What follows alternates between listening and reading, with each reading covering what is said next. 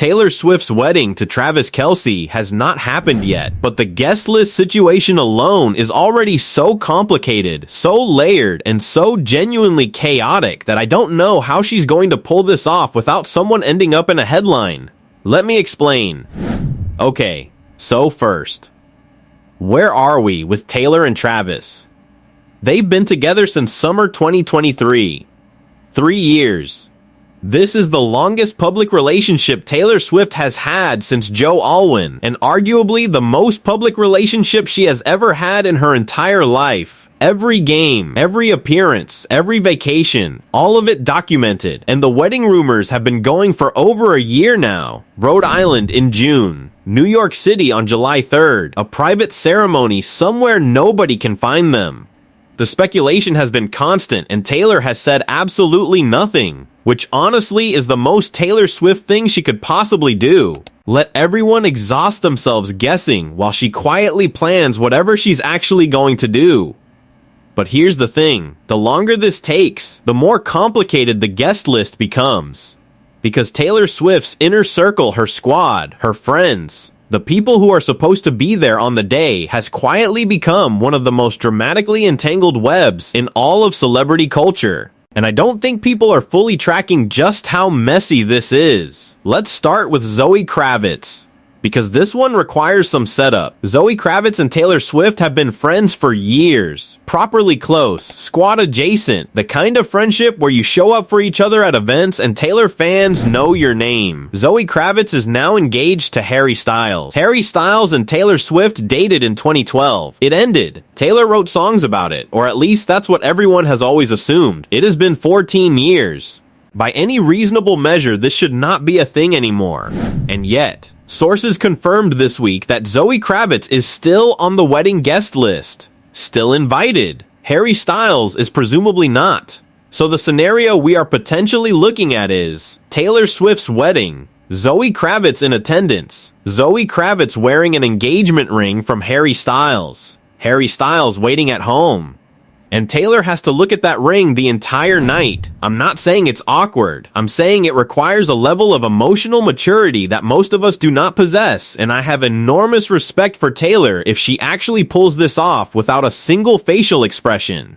Okay, and then there's Kendall Jenner, who is also squad, also a longtime friend, also presumably on the list. Kendall Jenner is currently, or at least allegedly, getting very close to Jacob Elordi, who spent the entire award season running in the same circles as Timothée Chalamet, who is dating Kylie Jenner, who is Kendall's sister. Now, why does Timothée Chalamet matter at a Taylor Swift wedding? He doesn't directly, but here's what does matter. Kim Kardashian is now publicly dating Lewis Hamilton. Kim and Taylor have history, real, documented, years-long history that played out very publicly and involved receipts and a snake emoji in a moment that genuinely divided the internet. And at the Oscars after-party earlier this year, Taylor Swift and Kim Kardashian were in the same room. Sources described it as the two of them dodging an awkward encounter. So, Kendall is squad. Kendall's sister is Kylie. Kylie's boyfriend is Timothée. Timothée ran award season with Jacob. Jacob is with Kendall. And somewhere in the same universe, Kim Kardashian exists.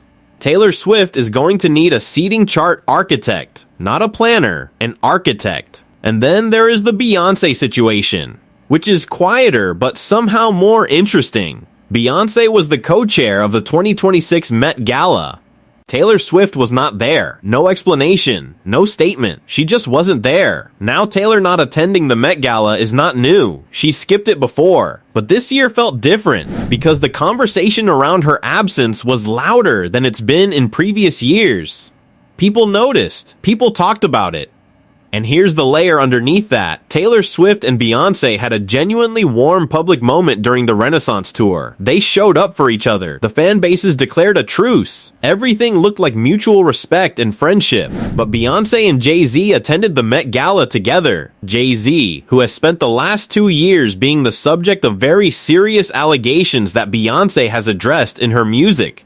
and Taylor wasn't there. I'm not connecting dots that aren't there. I'm saying that the geography of who shows up where and who doesn't is telling a story, and Taylor's absence from an event that Beyoncé co-chaired is a data point. Whether it means anything is genuinely unclear, but it's a data point. Okay, now let's talk about the groom, because Travis Kelce exists in this story too. Travis's brother Jason, who is one of the most publicly adored figures in this entire extended universe, famously did not understand their pregnancy announcement situation. Travis himself admitted this in an interview. Jason is lovable and funny and completely unfiltered in a way that is charming on a podcast and potentially chaotic at a formal wedding. Travis also comes with the entire NFL world, his teammates, his coaches, the New England Patriots' adjacent social circle that has started producing its own celebrity relationship rumors. And then there's the basic logistical reality. Travis Kelce is one of the most recognizable athletes in America. Taylor Swift is one of the most famous people on the planet. Their wedding is going to be the most surveilled private event since the British royal family.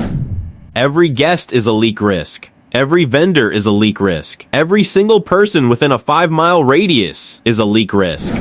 The fact that they have managed to keep a date, a location, and a format completely secret for this long is honestly more impressive than anything either of them has done professionally. But here's what I actually want to know.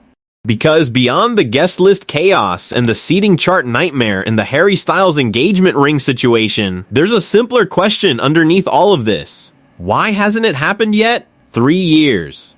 The most public relationship Taylor Swift has ever had. A man who has made it clear he wants to marry her.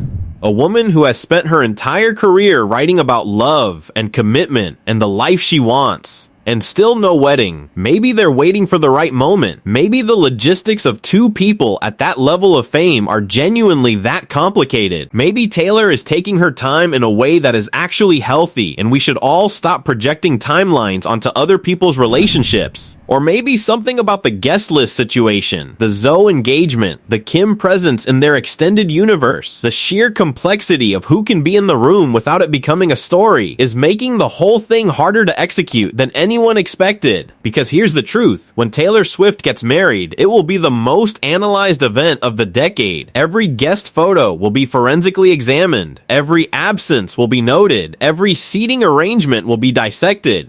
The wedding itself is easy. It's everything around the wedding that's complicated. So I want to know 2 things from you. 1, do you think the wedding actually happens in 2026? And 2, who do you think is the most complicated name on that guest list right now? Because I have a theory about one specific person that I haven't even mentioned yet.